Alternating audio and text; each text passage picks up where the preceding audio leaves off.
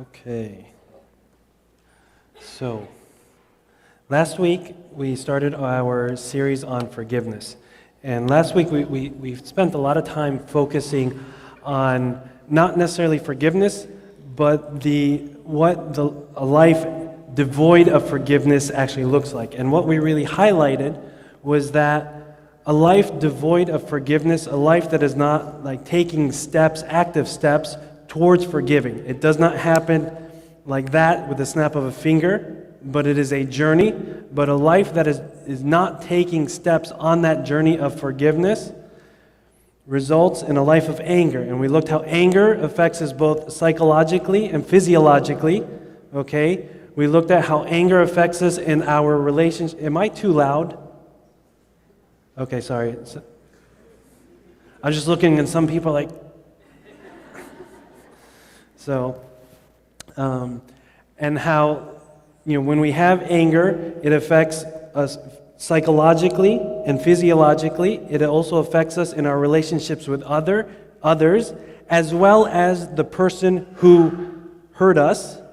And then ultimately, it affects our relationship with God. And what we really spend a little bit of time on is saying that our relationship with God, He is a God of forgiveness.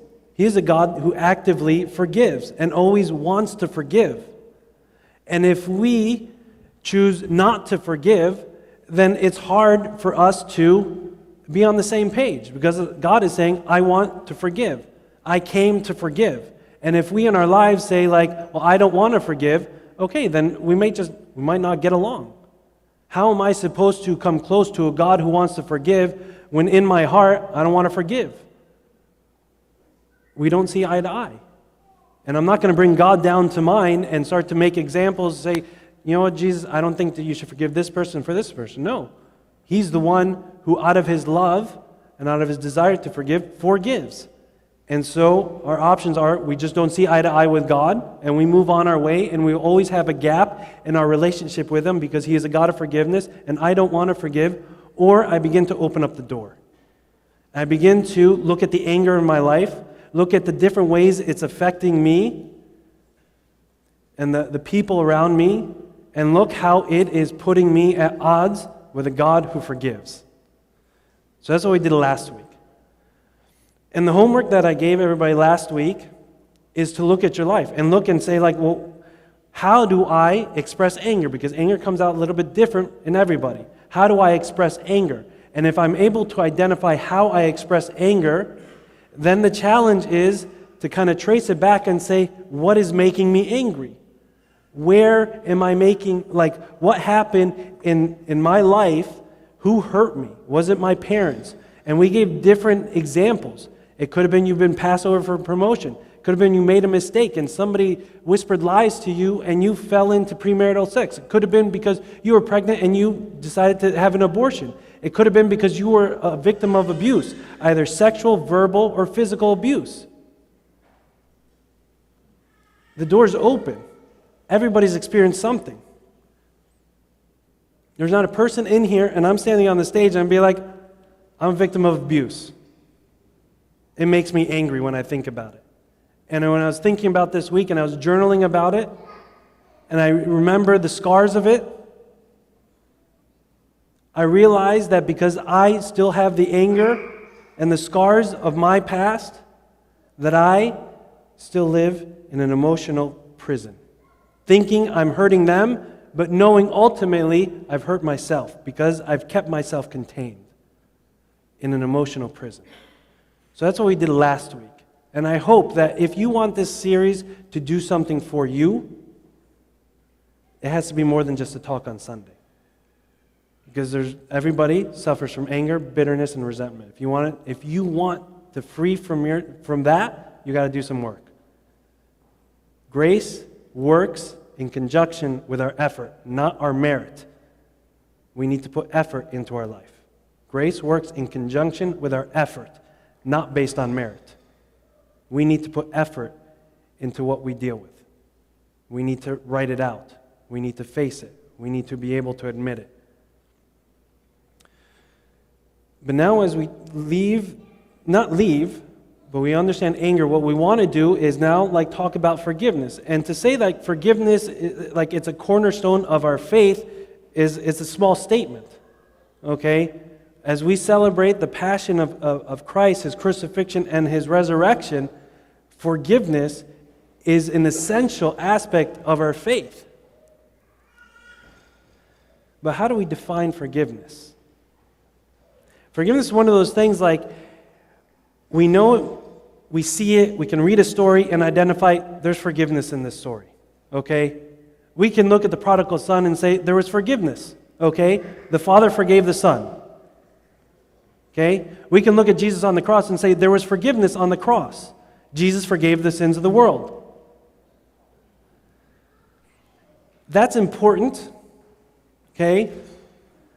But we have to do a little bit more than that. And is there somebody who's brave? Any brave people? No brave people. One brave person's got to come to church. Sandy? Chicken. Ashraf. All right? Define forgiveness.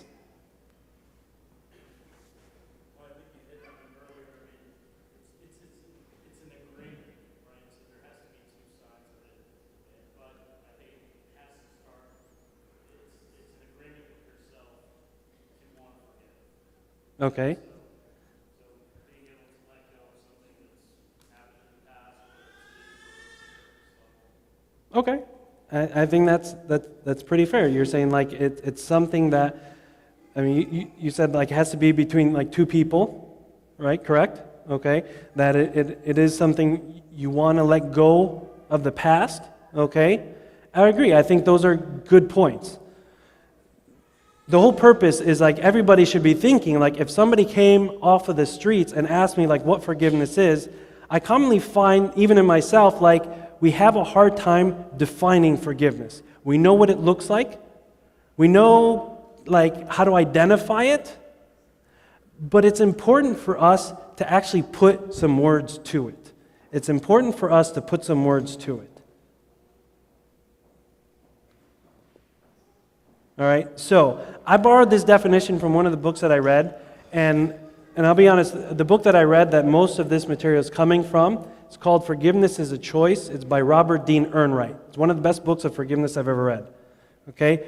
But out of the book, there was a definition that came from a Great Britain philosopher. And I wanted... there we go. Okay? And I want to use it as a framework for us to work through. Okay? When unjustly hurt by another, we forgive when we overcome the resentment towards the offender, not by denying our right to the resentment, but instead by trying to offer the wrongdoer compassion, benevolence, and love. I'm going to read it again. When unjustly hurt by another, meaning somebody did a wrong against me, we forgive when we overcome the resentment towards the offender, not by denying, this is huge, not by denying our right to the resentment, but instead by trying to offer the wrongdoer compassion, benevolence, and love. Okay? So when I'm hurt by someone, forgiveness is not, and we're going to talk about this, forgiveness is not just saying like, okay, I was hurt, it's okay, let's just move on. It's a common definition for forgiveness. And we're going to really tease out forgiveness today. But it's more than just kind of letting go and forgetting. It's actually a commitment to the reality of the situation. It's a commitment to say, I was hurt. What happened to me was wrong.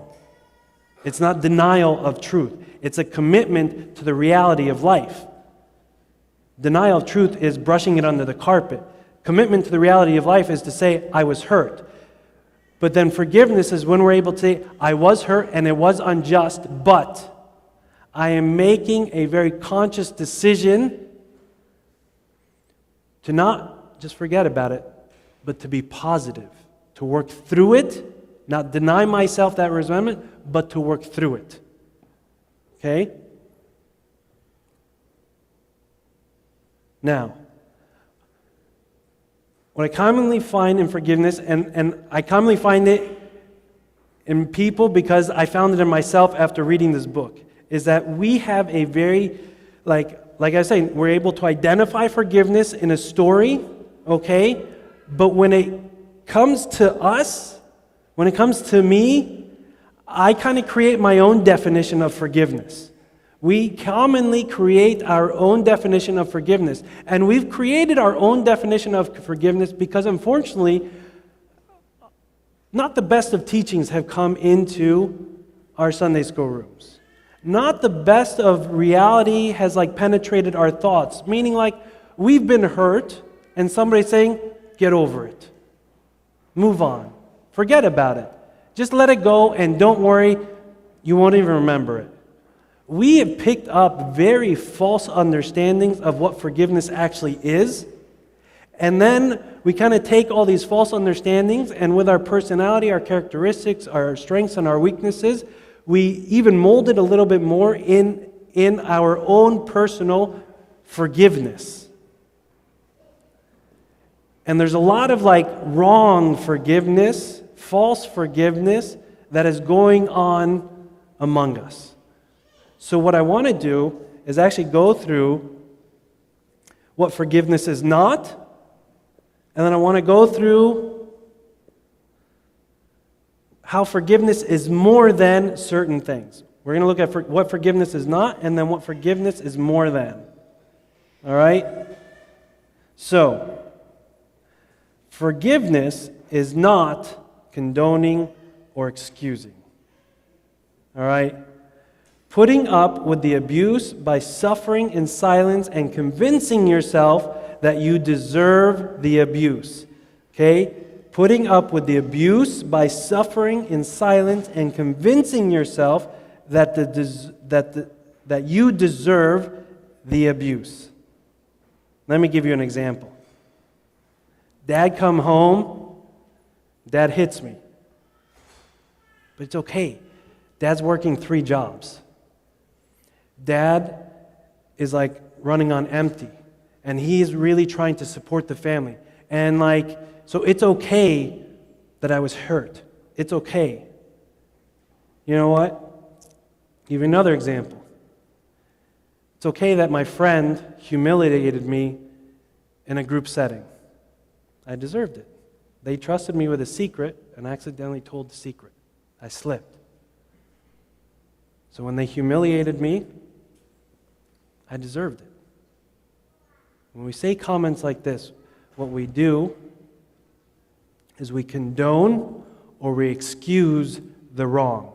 And we think we go under forgiveness. We put it under this blanket of forgiveness. It's okay, I deserved it. It's okay, Dad was working really hard. I should have had my room tidied up. I deserve that whooping. Or when we say, it's just not worth fighting about. I was hurt. This person clearly did something wrong to me. But you know what?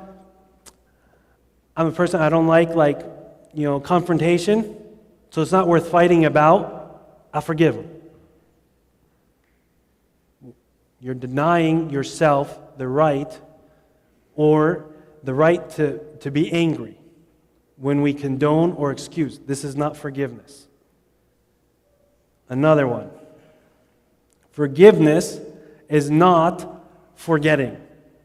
Forgiveness is not the same as forgetting. I want to tell you a personal story. Who here, growing up, heard in Sunday school that when Abuna prays the absolution, he forgets your sins?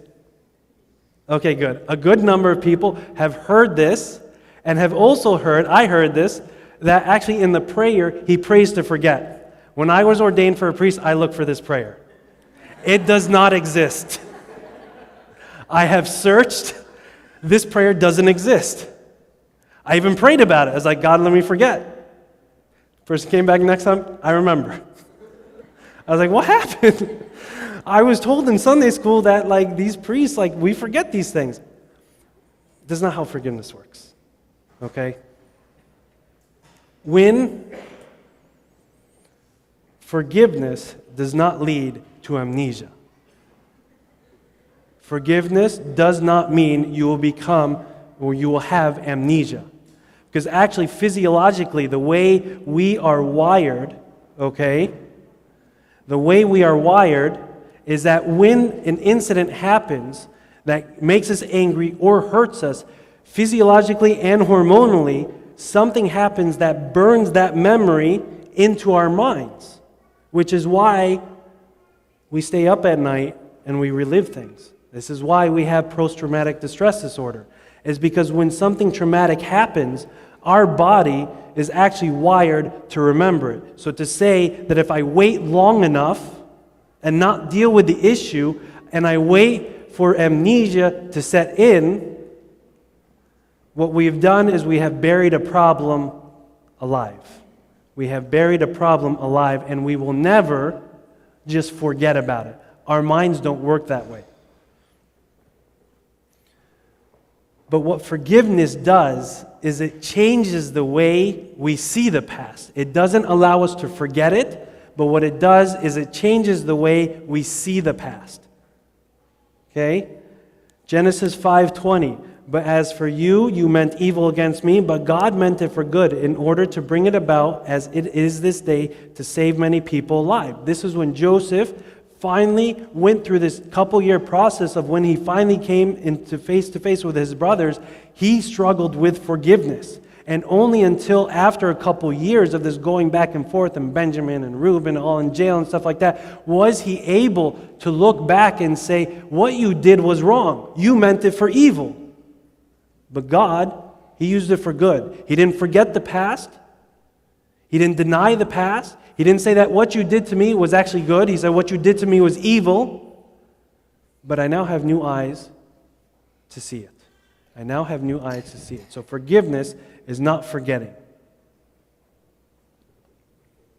Forgiveness is also not a tool for controlling or what we call pseudo forgiveness. All right? What is pseudo forgiveness? Saying I forgive you with the intention of controlling the other person. All right? Saying I forgive you, but really I haven't forgiven you, and I'm going to take this nice little incident, I'll put it in my pocket, and when you cross my path again, I'm going to bring out this incident.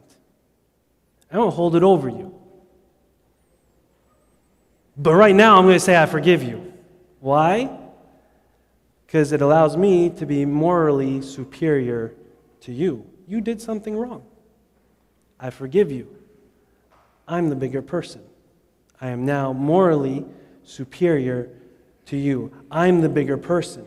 And it's much easier to just say, I forgive you. I'll take this incident. I'm going to hold on to it. And when you do something wrong again, don't think that I forgot this incident. I'm just waiting for a rainy day to cash in on it. Many of us have been victims of we do something wrong at home.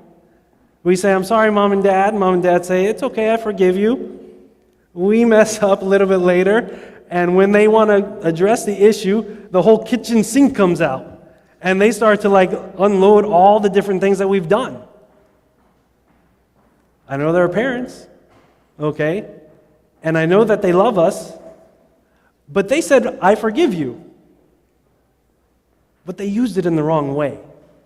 They used it in the wrong way, which is how we develop this false idea of what forgiveness is and what forgiveness is not. We're okay, Mom and Dad love me, they forgive me, but I remember every time I made a mistake, a big mistake, I got a timeline of life of all the different mistakes I've gotten. It's why don't they ever forgive? Why don't they ever forget it? So we think that forgiveness is about saying, I forgive you, in order to have moral superiority, in order to be able to control you later.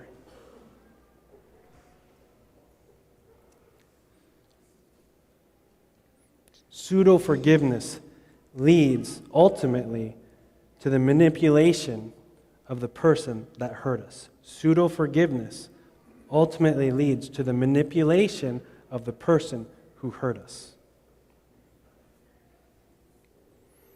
Forgiveness is not equivalent to trusting. I love this one.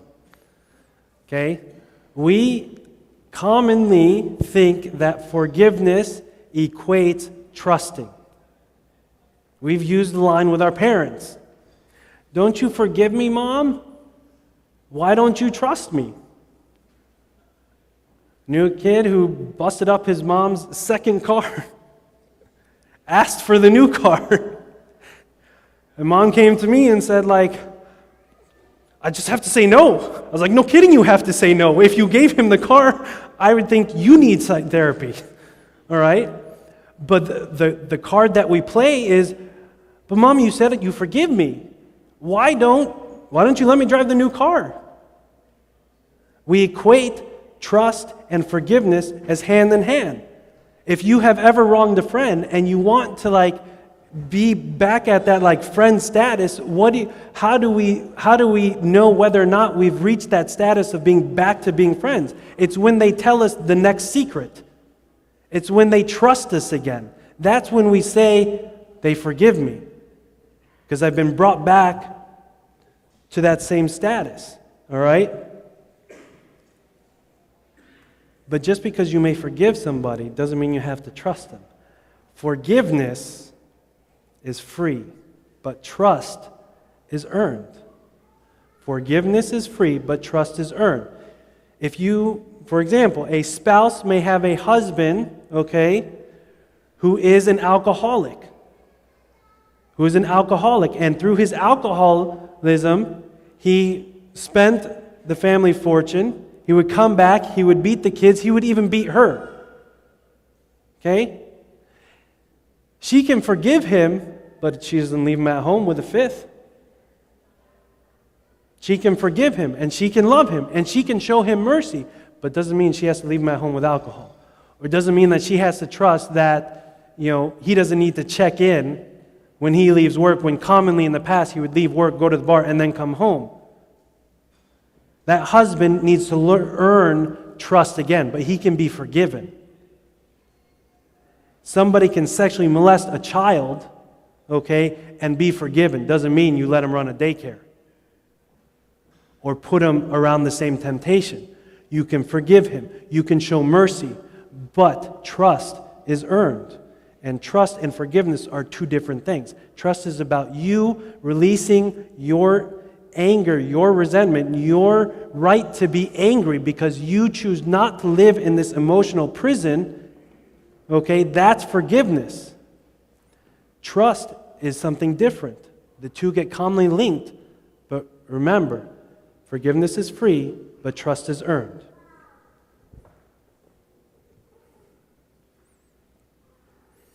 I have a problem. I'm halfway through the talk, and I was told to end at 12:45. And I'm getting the go-ahead. All right, so we're going to go ahead. All right, forgiveness. We talked about what forgiveness is not. Now let's talk about what forgiveness is more than. Forgiveness is more than just accepting what happens, which is similar, to what we talked about earlier as condoning and excusing. But the difference is that, you're acknowledging that, what happened was wrong, You're acknowledging that what happened was wrong. You're just choosing not to care about it. You're trying not to care about it, You pretend that nothing actually happened. Moving on, and so you may move on while inside you still feel exceptionally cold to this person. The relationship does not all of a sudden go back to normal. If a father beats his son at home over and over and over again, eventually it drives a wedge between the relationship. The two may never talk about it, but you better believe that wedge, as that son grows up, will get bigger and bigger. And once they have the ability to financially sustain themselves and they move out, that wedge drives through.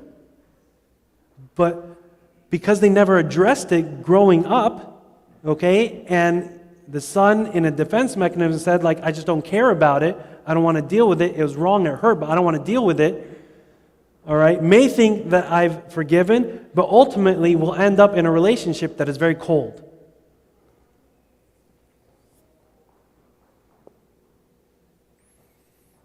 Okay? If we look at Joseph, he's a great example. When his brothers first walked into Egypt, okay, he struggled with seeing them. He struggled with all the emotions. Okay? But he could not he essentially yelled at them. He accused them of being spies because he hadn't dealt with the situation. He hadn't dealt with what his brothers had actually done. He kind of lived with it. I'm sure he thought about it all the time in prison. But when they finally showed up to Egypt, it was a rush of the past. And so he accused them of being spies, and he dealt with them very cold. The relationship was not the same at that time. Forgiveness is more than ceasing to be angry. We think that if I leave enough time from the incident that happened and I don't deal with it, naturally my anger, rage, or whatever way I express anger, okay, will diminish over time. And we think that because now I'm no longer very angry or rage or very passive aggressive about this issue, and I've let it kind of peter out over a while to a low level, I think I may have forgiven them. But the thing is, as we're saying in forgiveness, as we define forgiveness, that it's not about just getting to neutral. It's not about finding zero, okay? But it's about going beyond it. And if all we ever do is just let our anger, we don't deal with it, and we let our anger slowly subside, we can't call that forgiveness. Because in the face of the same situation, what happens is we find that emotional prison come to life again.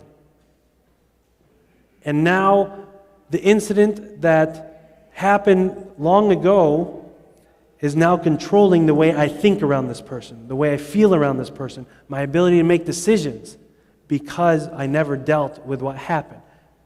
Letting anger slowly subside is burying a problem, but we bury it alive.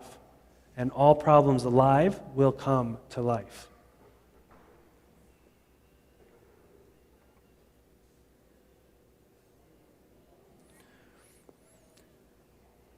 Again, forgiveness is more than just being neutral towards the other person. Forgiveness is more than just being neutral towards the other person. If you think of our lives, okay, we are finite in our ability to feel.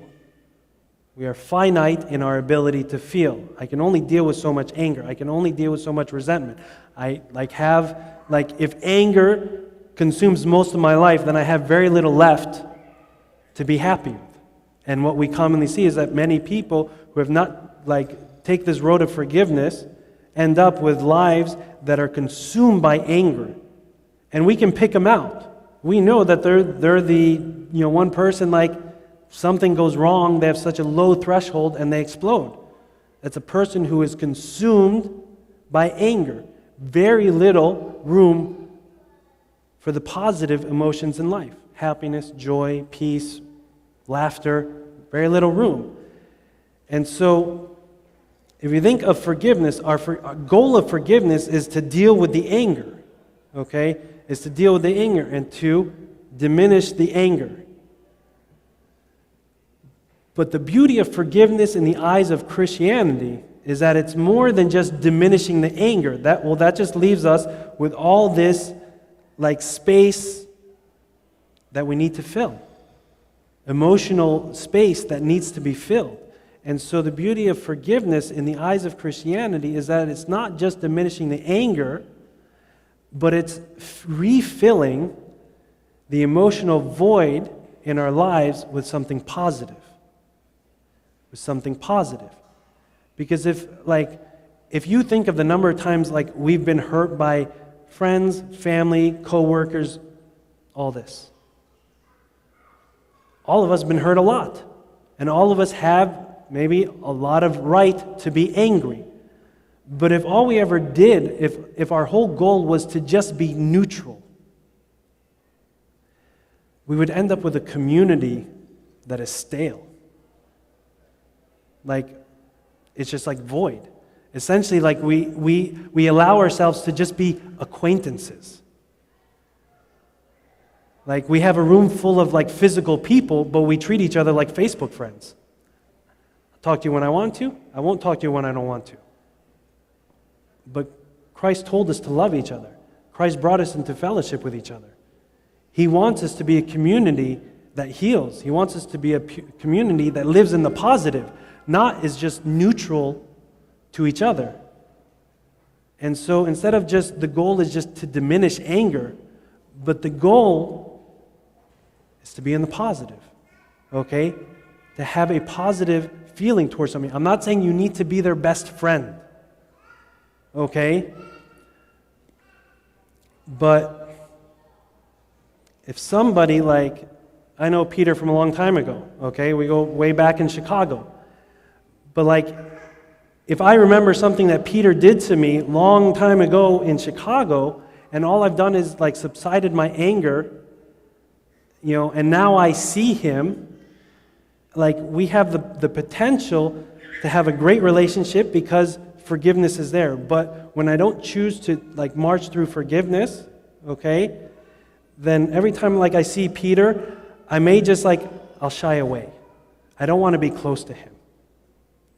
Versus like when I walk through forgiveness, I don't necessarily have to be Peter's best friend. We don't have to serve in the same ministry together. But every time I see him walking into the church, I don't have to walk the other way. I can actually go say hi.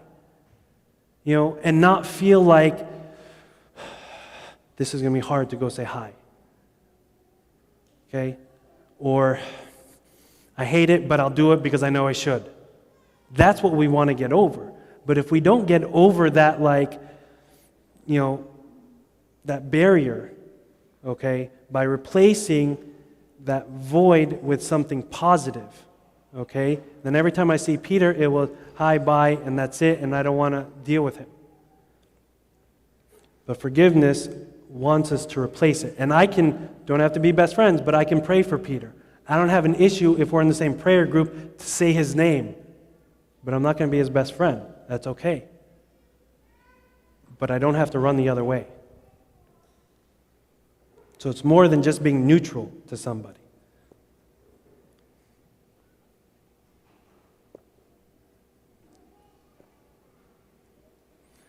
And forgiveness is more than just deciding to make yourself feel good.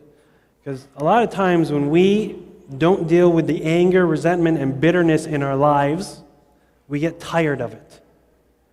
We eventually get tired of the weight of anger, bitterness, and resentment, and we get tired of this emotional prison. And we want to do something that makes us feel better. Nobody likes to live in a prison cell, especially an emotional prison cell, because it goes with you everywhere. You don't like all of a sudden say, oh, I'm going to this place, I'm going to leave my emotional prison at home. No, you walk in your prison to wherever you're going. And eventually we get tired of that. But the goal is not to just make ourselves feel better, but the goal is freedom. Making ourselves feel better means we just kind of like, we shrink the prison. But Christ made us free. Samaritan woman, she experienced freedom. She was able to go back and forgive. She moved past the emotional prison she was living in. I'm getting let's get moving on, all right? But I think we're almost done.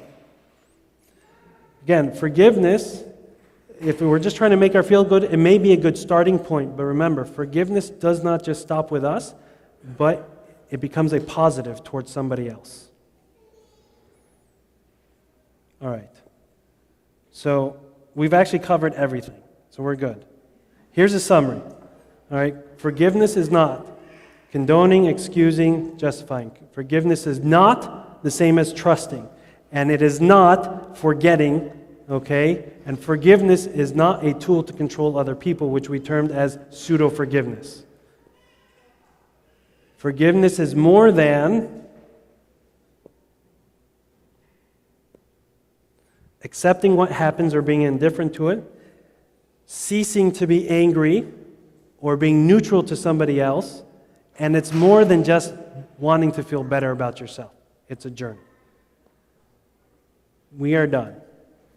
Any questions? Feel free at any time to stop me if you want to talk about things. But again, remember, the way this makes an impact on you is when you go home and you think about the individual or the instance or whatever hurt you. And now the challenge of this week is to identify which one of these you do. Did you say, I forgive you because it was easier, but in your mind you're waiting for that person to cross your path to waive it? If you're holding on to that, you're living in an emotional prison because you're driven by anger. You're driven by revenge. Everybody has their own false makeup of what forgiveness is. You have to identify yours. What messages about forgiveness have I received? How have I processed it? And how have I falsely given forgiveness? Because we need to be able to identify it in order to correct it. All right, let's stand up and let's pray.